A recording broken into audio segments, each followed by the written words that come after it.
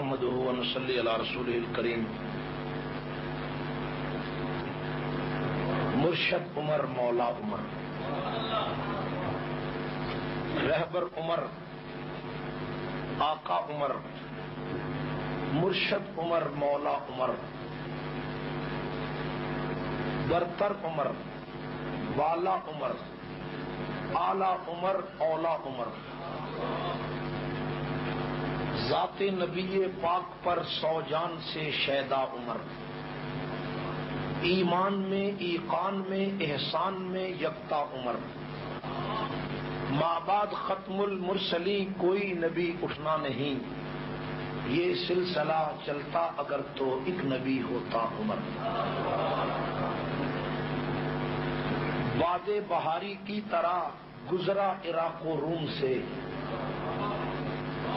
باد بہاری کی طرح گزرا عراق و روم سے، ابر کرم بن کر اٹھا ایران پر برسا عمر.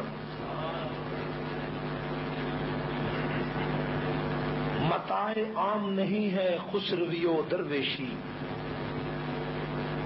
متاع عام نہیں ہے خسروی و درویشی، کب ایک شخص میں ہوتے ہیں یہ ہنر پیدا، جلال کا پیکر بنا قبا کا ہر پیوند، عمر کے بعد ہوا ہے کہاں عمر پیدا. میرے واجب الاحترام، قابل صد احترام لاہور کے غیور مسلمانوں، اہل سنت کے جیالوں، سپاہ صحابہ کے کارکنوں، آج خلافت راشدہ کونسل کے زیر اہتمام یہ عظیم الشان فاروق اعظم سیمینار جو فلیڈیز ہوٹل لاہور میں آج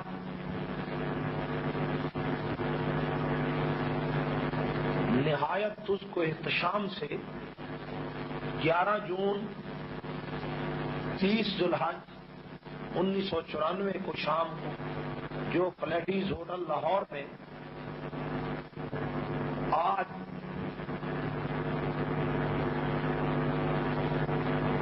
نہایت اس کو احتشام سے 11 جون 30 ذوالحج 1994 کو شام کو منعقد ہو رہا ہے. اس میں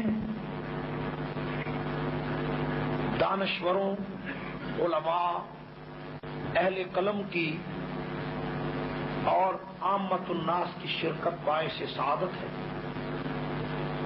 مجھ سے پہلے ہماری جماعت کے مایہ ناز فرزند حضرت مولانا محمد اعظم طارق صاحب MLA، شیخ حاکم علی صاحب اور دیگر علماء اکابرین نے نہایت خوبصورت انداز میں خلیفہ ثانی کے بارے میں اپنے خیالات کا اظہار کیا ہے.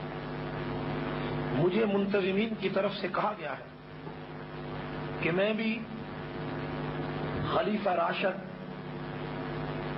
حضرت سیدنا فاروق اعظم رضی اللہ تعالیٰ عنہ کے فضائل و مناقب، کارنامے اور ان کی سیرت و کردار پر روشنی ڈالوں. میرے بھائیوں، حضرت فاروق اعظم رضی اللہ تعالیٰ عنہ بڑی لمبی گفتگو مختلف انداز میں ہو سکتی ہے. کانفرنسوں اور جلسوں کے انداز سے ہٹ کر میں چند ضروری باتیں خلیفہ راشد کے بارے میں عرض کرنا چاہتا ہوں. میرے بھائیوں، دنیا میں بڑے بڑے حکمران آئے جنہوں نے اپنے اپنے ادوار حکومت میں ایسے طرزہائے حکومت کا مظاہرہ کیا کہ جس سے پوری کائنات روشن نظر آتی. لیکن حکومت و خلافت کے باب میں جیسا نظام فاروق اعظم نے پیش کیا اس کی کوئی مثال نہیں۔ فاروق اعظم نے ڈیموکریسی، رائے عامہ اور فلاح عوام کا جو تاریخی کردار دنیا کے سامنے رکھا، اس کی مثال قیامت کی صبح تک پیش نہیں کی جا سکتی۔ یہودیوں اور عیسائیوں کی بات علیحدہ ہے۔ آج کے جدید دور میں جرمنی میں ایک ادارہ قائم ہوا جس کی چیئرمین ایک لڑکی ہے۔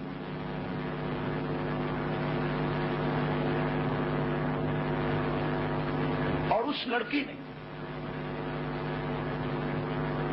بڑی عجیب و غریب ایک تنظیم بنائی، نیشنل ریسرچ لبرل کمیٹی۔ اس لڑکی نے کہا کہ میں عیسائی ہوں لیکن میرا آئیڈیل فاروق اعظم ہے۔ آپ نے دیکھا کہ امریکہ سے ایک کتاب ہر سال چھپتی ہے جس کا نام ہے دی 100 بڑے آدمی، اور اس میں تیسرا نمبر فاروق اعظم کا ہے۔ کتاب لکھنے والا عیسائی ہے۔ وہ لڑکی جس نے جرمنی میں نیشنل ریسرچ لبرل کمیٹی بنائی، اس لڑکی نے اپنی لائبریری میں 7000 بکس، 7000 کتابیں جمع کی ہیں 1400 سال سے مختلف زبانوں میں، جو حضرت فاروق اعظم پر لکھی گئی۔ اس لڑکی سے گزشتہ سال ایک مذاکرہ فرانس کے ایک دانشور نے کہا کہ فاروق اعظم تمہارا آئیڈیل کیوں ہے؟ تو اس لڑکی نے جواب دیا، جب سے یہ دنیا بنی ہے آزادی اور نیچرل لبرلزم اور انسانی حقوق کی پاسداری پر فاروق اعظم سے بہتر انسان اس دنیا میں پیدا نہیں۔ وہ ایک کرسچن لڑکی، اس سے پوچھا گیا کہ یہ بتاؤ تمہیں عمر فاروق کی کس چیز نے سب سے زیادہ متاثر کیا؟ تو اس لڑکی کا جواب، جو مختلف انگریزی کے اخبارات میں چھپا، جس سے عیسائی دنیا میں تہلکہ مچ گیا، جس کو احمد دیدات عالم اسلام کے عظیم مفکر نے امریکن ٹیلی ویژن پہ نشر کیا، اس لڑکی نے کہا کہ فاروق اعظم کے پاس ایک آدمی شکایت لے کر آیا، کہنے لگا کہ میں مصر کے گورنر کے پاس کسی کام کے لیے گیا تو گورنر مصر کے لڑکے نے مجھے مارنا شروع کر دیا جس کا کوئی جواز نہ تھا۔ تو فاروق اعظم نے اسی وقت آرڈر جاری کیا، حضرت محمد ابن مسلمہ رضی اللہ تعالیٰ عنہ جو پولیس کے سربراہ تھے، انہیں کہا کہ گورنر مصر کو اور اس کے لڑکے کو گرفتار کر کے مصر سے میرے دربار میں لا کر پیش کرو۔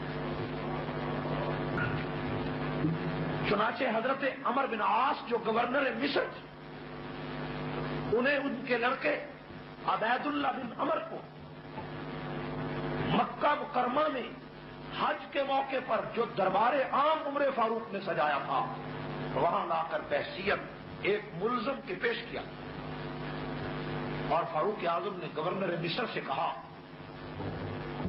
متا تعبدتم وامہاتہم احرارا، بتاؤ اے گورنر، ان رعایا کے لوگوں کو کب سے تم نے غلام بنا رکھا ہے، حالانکہ ان کی ماؤں نے انہیں آزاد جنا۔ اس لڑکی نے کہا کہ روئے زمین پر کسی دانشور اور مصلح و مربی اور ریفارمر نے انسان کی آزادی کے لیے اس سے بہتر جملہ نہیں کہا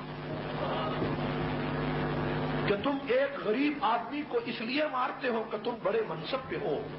اس لڑکے کو کھڑا کر دیا گیا چوک میں اور فاروق اعظم نے اسے بدو سے کہا کہ تم بدلہ لو، جتنے کوڑے تمہیں مارے گئے اتنے ہی کوڑے مارو.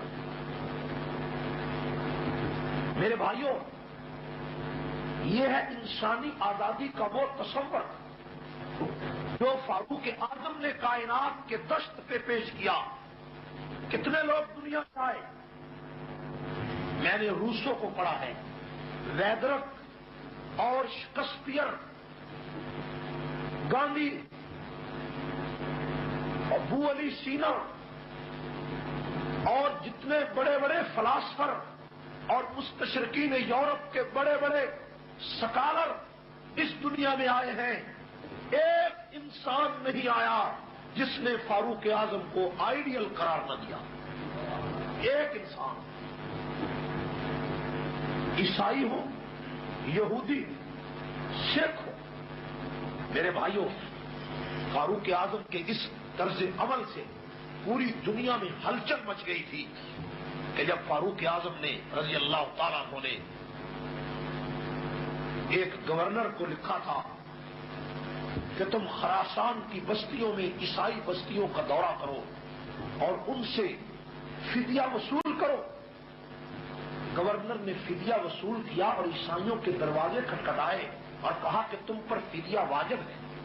لیکن 6 مہینوں کے بعد جب فاروق اعظم نے خراسان کی فوجوں کو واپس بلایا تو گورنر کو خط لکھا کہ چونکہ یہ فدیہ 1 سال کا لیا گیا تھا اور تمہیں میں 6 ماہ کے بعد واپس بلا رہا ہوں، 6 ماہ تک تم نے اس قوم کی حفاظت کی ہے، اب 6 ماہ تک حفاظت آئندہ نہیں کر سکتے، اس لیے کہ تم نے کیسر روم کی لڑائی میں جانا ہے، تو 6 مہینے کا جو واپس نصف فدیہ ہے وہ ان کے دروازے کھٹکھٹا کر ان کو واپس کرو.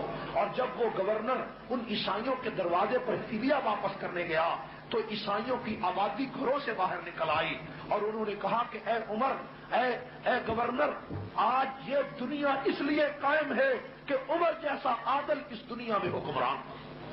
اگر ہمارے عیسائیوں کا کوئی آدمی حکمران ہوتا تو انصاف کا یہ نمونہ پیش نہ کر سکتا. میرے بھائیوں، فاروق اعظم جب ایران کے سرکاری دورے پر تشریف لے گئے اور اس کے بعد واپس روم میں آئے اور روم کے اندر ایک کلیسا اور ایک چرچ کے اندر گئے، نماز عصر کا وقت ہو گیا. چرچ والوں نے کہا اے عمر، اے خلیفۃ المسلمین، عصر کا وقت ہے، یہ پاک جگہ ہے، یہاں پتھر ہیں، پتھر پاک ہوتا ہے، یہاں نماز عصر ادا کرو. عمر فاروق نے فرمایا میں عیسائیوں کے اس گرجے میں نماز نہیں ادا کر سکتا، اس لیے نہیں کہ یہ جگہ پاک نہیں ہے، جگہ پاک ہے، پتھر پاک ہے.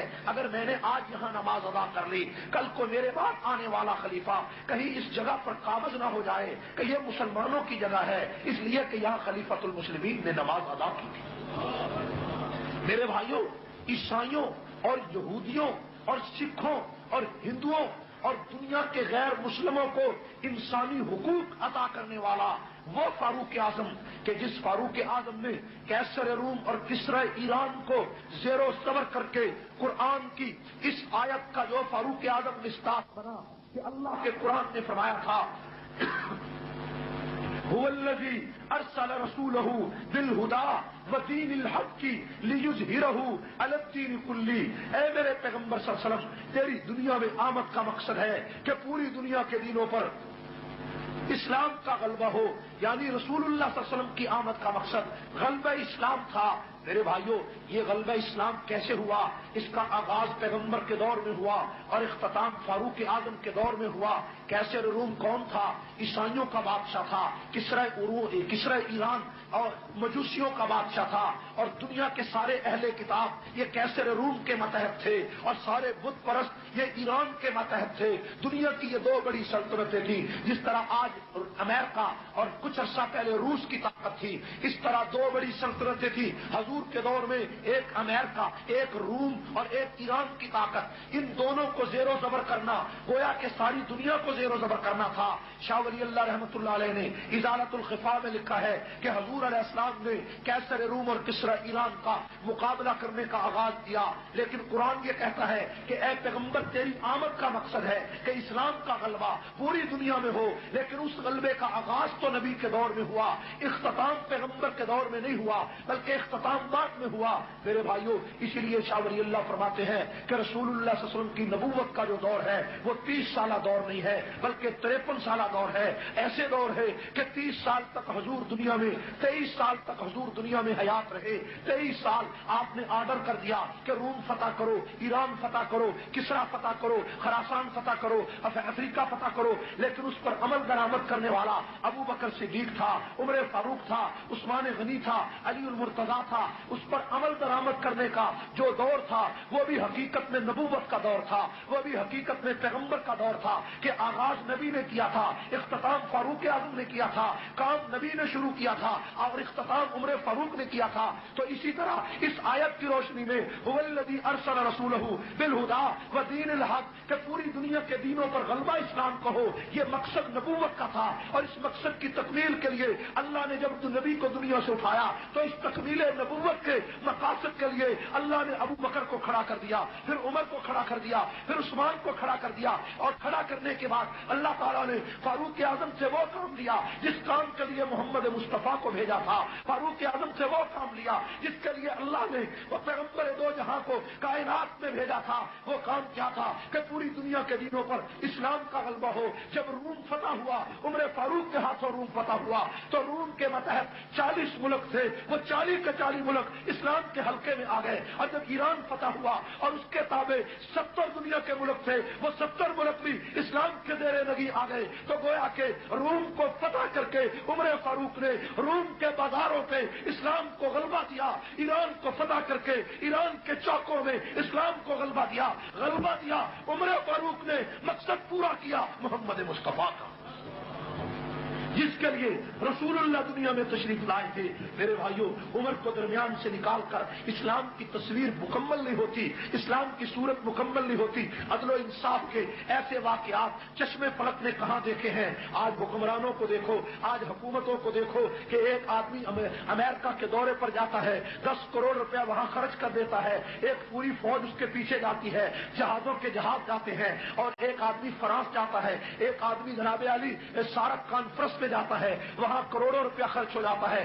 آئے دن اخبارات میں آپ پڑھتے ہیں کہ فلاں وزیر علاج کے لیے گیا، 70 لاکھ روپیہ وہاں خرچ کرایا، فلاں حکمران گیا 10 کروڑ روپیہ خرچ کرایا۔ اس قوم میں جہاں پر چھابڑی والا روٹی کو ترستا ہے، جہاں ریڑھی والا پانی کو ترستا ہے، اسلام آباد کا دارالخلافہ پانی سے محروم ہے، ایسے ملک کے اندر کہ جہاں پر لوگ غربت اور فاقے کی زندگی گزار رہے ہیں، وہاں کا حکمران 10 کروڑ روپے امریکہ کے دورے پر آئے۔ یہ تیرا ملک جس کی آبادی 12 کروڑ ہے اور جس ملک کا رقبہ 2.25 لاکھ مربع میل ہے، لیکن آؤ میں تمہیں ایک ایسا حکمران بتاؤں کہ جس کا ملک پاکستان جیسے 20 پاکستانوں سے، پاکستان جیسے 10 پاکستانوں سے بھی بڑا تھا، 22 لاکھ مربع میل جس کا رقبہ تھا، اور وہ فاروق اعظم دنیا کے ایک بہت بڑے علاقے کو فتح کرنے کے لیے جب مدینہ سے نکلتا ہے تو اس کے پاس کیا تھا؟ کوئی جہاز نہ تھے، کوئی ایئر کنڈیشن کوٹھیاں نہ تھی، اس کے پاس کوئی لشکر نہ تھا، کوئی فوج نہ تھی، اس کے پاس کوئی بہت بڑے بڑے ذخیرے اور آب دوزیں نہ تھی، اس کے پاس کوئی بیڑی بیڑا نہ تھا، وہ کچھ بھی نہیں تھا۔ ایک آدمی تھا فاروق اعظم اس کا نام تھا، اور وہ فاروق اعظم کھدر کے پرانے کپڑے پہن کے جن پہ 17 پیون لگے، اس کے پاس کوئی بیڑی بیڑا نہ تھا، وہ کچھ بھی نہیں تھا۔ ایک آدمی تھا فاروق اعظم اس کا نام تھا، اور وہ فاروق اعظم کھدر کے پرانے کپڑے پہن کے جن پہ 17 پیون لگے ہوئے تھے، وہ بیت المقدس کو فتح کرنے کے لیے جاتا ہے۔ غلام ساتھ ہے، غلام کا نام اسلم ہے۔ اسلم غلام کیا کہتا ہے یہ بات میں اسلامی تاریخ کے حوالے سے نہیں کہتا، بلکہ میں ایڈورڈ گبن کی وہ انگریزی کی کتاب جس کا نام ہسٹری آف اسلام ہے، جو 22 جلدوں میں فاروق اعظم پر اس نے لکھی ہے اور اسلام کی تاریخ رقم کی ہے، ہسٹری آف اسلام میں ایڈورڈ گبن لکھتا ہے کہ عمر فاروق اتنے بڑے ملک کو فتح کرنے کے لیے جس وقت مدینہ منورہ سے چلتا ہے تو غلام ساتھ ہے، غلام نے مہار پکڑی ہوئی ہے۔ ذرا توجہ کرے، واقعہ آپ نے پہلے بھی سن رکھا ہوگا، لیکن میں اس میں ایک نئی بات آپ کے سامنے لانا چاہتا ہوں کہ عمر فاروق سواری پہ سوار ہے، غلام ساتھ ہے۔ کچھ دور جا کر عمر فاروق نے غلام سے کہا کہ سواری روکو۔ غلام کہنے لگا شاید امیر المومنین قضائے حاجت کے لیے آ رہے ہیں۔ جب اس نے سواری کو روک دیا، عمر فاروق نیچے آئے، قضائے حاجت نہیں کی بلکہ اس غلام سے کہا کہ اے اسلم یہ مہار میرے ہاتھ میں دے دو۔ مہار اپنے ہاتھ میں لے لی اور غلام سے کہا تو سوار ہو جا۔ غلام کہتا ہے یہ روایت تو دنیا میں کبھی نہیں ہوئی کہ غلام سوار ہو اور آقا مہار پکڑ کے آ رہا ہو۔ اے عمر امیر المومنین دنیا کیا کہے گی، لوگ کیا کہیں گے؟ عمر نے کہا دنیا جو مرضی کہے لیکن عمر یہ کہتا ہے کہ نوکر سوار ہوگا، آقا پیدل ہوگا۔ میرے بھائیوں، انسانی حقوق کی پاسداری اس سے بہتر بھی کوئی آدمی کر سکتا ہے؟ مکہ مدینہ سے چلے، مدین کی بستی گزر گئی، علاقے خراسان کے گزر گئے، کئی علاقے گزر گئے اور تبوک اور جناب جبیل کی بستیاں گزر گئی اور اس کے بعد اردن کا علاقہ آیا تو بیت المقدس آیا تو کیا ہوا میرے بھائیوں؟ باری باری فاروق اعظم نیچے اترتے ہیں، اوپر چڑھتے ہیں، نیچے اترتے ہیں، سواری پہ سوار ہوتے ہیں۔ جس وقت بیت المقدس سامنے نظر آیا تو کیا منظر تھا کہ فاروق اعظم کے پھر نیچے پیدل چلنے کی باری تھی، اسلم کے سوار ہونے کی باری تھی۔ فاروق اعظم جب نیچے مہار لے کر چلنے لگے تو اسلم نے کہا کہ امیر المومنین عیسائی کیا کہیں گے، یہودی کیا کہیں گے کہ مسلمانوں کے خلیفہ کو، مسلمانوں کا خلیفہ اتنا بے بس اور لاچار تھا کہ خود پیدل تھا۔ اسلم کہتا ہے میں اس وقت حیران رہ گیا کہ جب عمر فاروق نے جو پاؤں میں جوتا پہنا تھا وہ جوتا ٹوٹ گیا اور عمر فاروق کے ایک ہاتھ میں ایک جوتا پکڑا ہوا ہے، دوسرے ہاتھ میں مہار پکڑی ہوئی ہے۔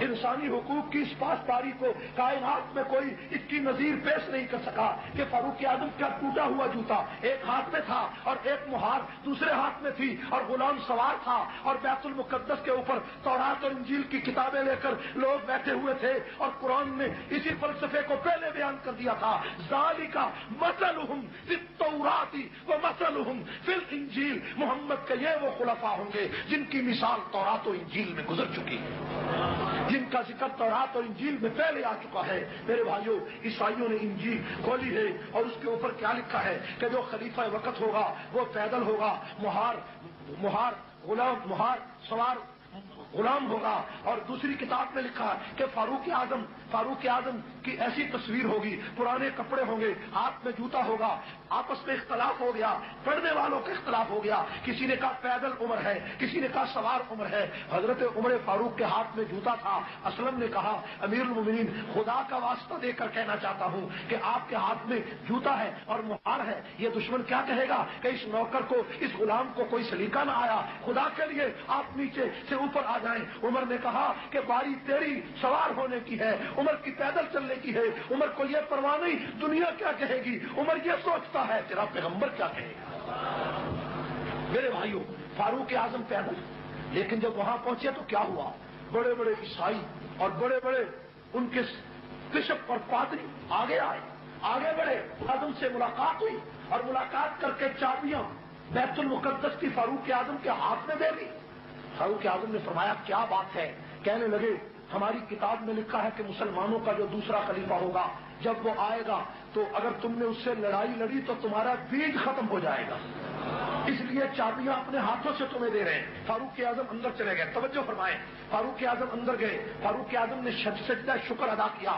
سجدہ شکر ادا کرنے کے بعد جس وقت چابیاں مل گئی، بیت المقدس کا قبضہ مل گیا، فاروق اعظم فاروق اعظم اسی جگہ پر بیٹھے ہوئے ہیں۔ تھوڑی دیر کے بعد ایک آدمی آیا اور آ کر ایک کاغذ کا رکا فاروق اعظم کو دینے لگا۔ فاروق اعظم نے کاغذ کا رکا پڑھا اور پڑھ کر کہا کہ یہ جو جگہ ہے یہ میرے باپ کی جاگیر نہیں ہے، یہ میری نہیں ہے، یہ میں اس کا مالک نہیں ہوں، بے شک یہ تم کاغذ صحیح لائے ہو لیکن میں اس کا مالک نہیں ہوں۔ مجمع لگا ہوا تھا، ہزاروں دنیا بیٹھی ہوئی تھی، عیسائی اور یہودی تماشا دیکھ رہے تھے، مسلمان جو کچھ اس علاقے میں رہتے تھے وہ دیکھ کر خاموش ہو گئے کہ امیر المومنین نے ایک بدو کو یہ تحریر دیکھ کر یہ عجیب جملہ کہا کہ میں اس جگہ کا مالک نہیں ہوں۔ فاروق اعظم جب باہر نکلے تو باہر نکل کر کچھ لوگوں سے ملاقات ہوئی تو انہوں نے کہا امیر المومنین باقی ساری باتیں بعد میں پوچھیں گے، پہلے یہ بتاؤ کہ وہ بدو کون تھا، وہ غریب गरीब कौन था जो एक रुक्का लेकर आया था और तुमने कहा ये जगह मेरी नहीं। उमर फारूक की आंखों से आंसू निकल आए। उमर फारूक ने फरमाया कि मेरी उम्र उस वक्त 17 साल थी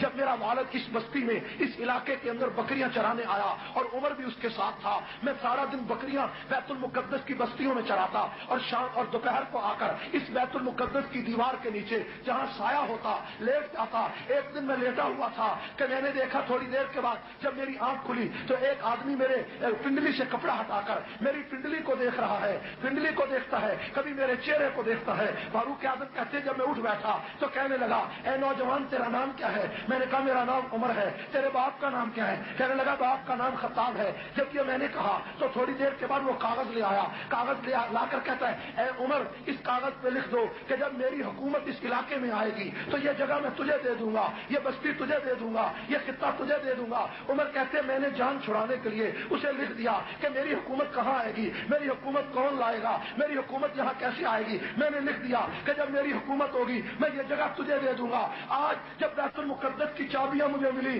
तो वही बद्दू अपने लड़के को भेजता है और वो बद्दू तो घर में बीमार पड़ा है और ये जवान लड़का मेरी लिखी हुई तहरीर लेकर मेरे सामने आया और आकर कहता है कि ये जगह मुझे दे दो, मैं ये जगह तुझे देता हूँ। तो उमर कहते हैं क्योंकि ये जगह मेरी मलकियत नहीं है, ये मुसलमानों का माल है, इसलिए मैंने कहा कि उमर ये जगह तुझे नहीं दे सकता। कुरान ने इसी फलसफे को बयान किया कि ज़ालिका मसलुहुम फित-तौराती व मसलुहुम फिल इंजील। मेरे भाइयों, अदल इंसाफ की तारीख में ऐसा सुनहरा वाकया कायनात में किसी ने नहीं सुना। आज ईसाई और यहूदी क्या कहते हैं? यहूदी और ईसाई कहते हैं कि दुनिया में एक उमर और आ जाता तो पूरी दुनिया में जुल्म का नामो निशान मिट जाता। जुल्म का नाम मिटता या ना मिटता? मेरे भाइयों, फारूक आजम जैसा अदल, फारूक आजम जैसा इंसाफ कायनात में कौन लाएगा? सिर्फ एक वाक़या अर्ज करके बात खत्म करता हूं, नमाज का वक्त हो रहा है। मेरे भाइयों, फारूक आजम मस्जिद नबी में, मस्जिद नबी के करीब अपने मकान में तशरीफ फरमाते। आधी रात का वक्त है, तवज्जो करें, आधी रात का वक्त था। एक आदमी ने दरवाजा खटखटाया। अमीर मुमिनीन जागते थे, नीचे उतर आए। फरमाया अमीर मुमिनीन आपको नहीं पता शाम में जो फौजें गई हुई थी वो मुल्क के यमन की तरफ जा रही हैं और मदीना से 2 मील के फासले पर उन्होंने पड़ाव डाला है, आप यहाँ तशरीफ फरमाए। फारूक आजम ने उसी वक्त अब्दुर्रहमान बिन औफ को साथ लिया और जाकर वो फौजें जो 2 मील के फासले पर ठहरी थी, फारूक आजम उन फौजों का पहरा देने लगे और जो पहरेदार थे उनको कहा तुम सो जाओ, हम मदीना से नए पहरेदार आए हैं। उनको नहीं पता चला कि ये अमीरुल मोमिनीन है। फारूक आजम उस फौज का सारी रात पहरा देते रहे और सुबह को फारूक आजम वहां मौजूद थे। कई लोगों को पता चला कि उमर फारूक तो ये है, तो वो जो पहरेदार से माफी मांगने लगे। उमर फारूक ने फरमाया नहीं, मेरा फर्ज है कि मैं तुम्हारी नौकरी करूं, तुम्हारी चाकरी करूं, ये मेरा फर्ज था। तुम मुसाफिर थे, तुम मेरी रियाया थे, मेरा फर्ज था। जब खाने का वक्त आया तो उमर फारूक सालन तकसीम करने के लिए खुद बैठ गए। उमर फारूक सालन तकसीम कर रहे हैं। एक आदमी को देखा कि वो दाएं हाथ से खाना खाने के बजाय बाएं हाथ से खाना खाने लगा। उमर फारूक उसके पास गए, कहने लगे ए नौजवान, तुझे नहीं पता हजूर की सुन्नत दाएं हाथ से खाना खाना है, तू बाएं से खाना खा रहा है। उसने कहा उमर तू नहीं जानता, ये मेरा दायां हाथ ग़ज़वा मोता में कट गया था जब मैं रसूलुल्लाह के साथ जंग में गया था, देखो ये मेरा कटा हुआ हाथ है। उमर फारूक ज़ारो कतार रो पड़े, वो उमर के कदमों में गिर गया। अमीरुल मोमिनीन क्यों रोते हो? फरमाया इसलिए रोता हूं, अगर क़यामत के दिन रसूलुल्लाह ने पूछ लिया कि तेरी फौज में एक ऐसा सिपाही था जिसका हाथ कटा हुआ था, वो खाना कैसे खाता होगा, वो कपड़े कैसे धोता होगा, उमर तूने उसका गुलाम मुकर्रर क्यों नहीं किया? उमर के पास इसका कोई जवाब नहीं। ऐ बद्दू मुझे माफ कर दे, मैं क़यामत की रुसवाई से बचना चाहता हूं। इंसाफ के ऐसे वाकयात तो चश्मे फलक ने कभी नहीं देखे। आज बरतानिया के अंदर लोग कहते हैं जनाब बच्चा पैदा होता है तो वहां पर जनाब अली 8 शिलिंग या 10 शिलिंग या पौंड उन बच्चों के वजीफा मुकर्रर हो जाता है। आप देखते हैं कि बरतानिया में बच्चा पैदा होता है, वजीफा मुकर्रर हो जाता है, लोग खुश होते हैं। जनाब ईसाइयों का ये कारनामा है। ईसाइयों का कारनामा नहीं, ये कानून फारूक आजम ने बनाया था। मेरे भाइयों, इंसानी फलाह बहबूद का एक एक कानून पूरी दुनिया में फारूक आजम ने बनाया। सराय उमर फारूक ने बनाई, मस्जिद उमर फारूक ने बनाई, फौज उमर फारूक ने बनाई, चौकियां उमर फारूक ने बनाई, पहरेदार उमर फारूक ने बनाए। रियाया को एक एक आदमी पे घर जाकर पूछने का पूरा तरीका सलीका उमर फारूक ने बनाया। गवर्नरों को नौकर उमर फारूक ने बनाया, काजियों को गुलाम उमर फारूक ने बनाया, वजीरों को गुलाम उमर फारूक ने बनाया। लाओ पूरी कायनात में कितनी हुकूमतें बदल गई, एक हुक्मरान ऐसा بتاؤ کہ جو بیوہ عورت کا دروازہ کھٹکھٹا کے کہے کہ اے اماں میں تیرا نوکر تیرے دروازے پہ آیا ہوں، اور جب ساری رات اس کے لیے لکڑیاں اور چارہ دھوتا رہا، صبح کو پتا چلا کہ دنیا کا خلیفہ یہی فاروق اعظم